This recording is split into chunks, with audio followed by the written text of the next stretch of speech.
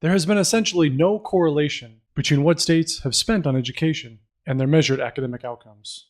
In other words, America's educational productivity appears to have collapsed, at least as measured by the NEAP and the SAT. The nature of the teaching profession has fundamentally transformed.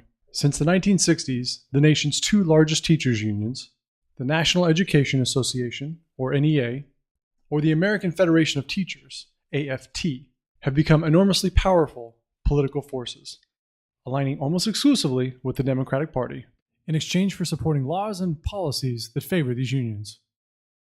The union leaders have succeeded in securing from elected politicians privileges and benefits for teachers that all too often are not in the best interest of students in the community.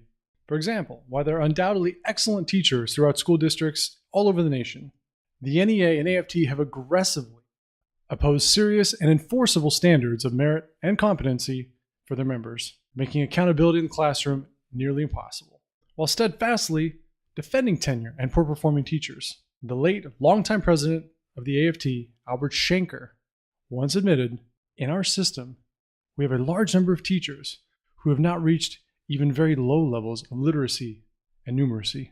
A recent case in California directly tied teacher tenure and firing policies to bad education. In June 2014, in a rare ruling, a state judge held in Vergara versus California that teacher tenure, firing, and layoff laws, which make it extremely difficult to remove bad teachers, violated the state constitution. Poor and minority students were denied equal protection because they were more likely to have grossly ineffective teachers.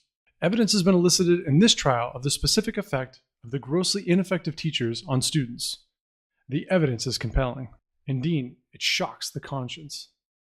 Based on a massive study, Dr. Chetty testified that a single year in a classroom with a grossly ineffective teacher cost students $1.4 million in lifetime earnings per classroom.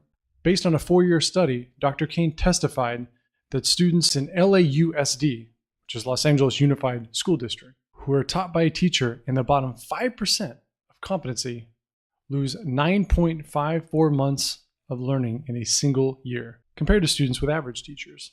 The judge found the firing process so complex, time-consuming, and expensive as to make an expensive, efficient, yet fair dismissal of a grossly ineffective teacher illusory.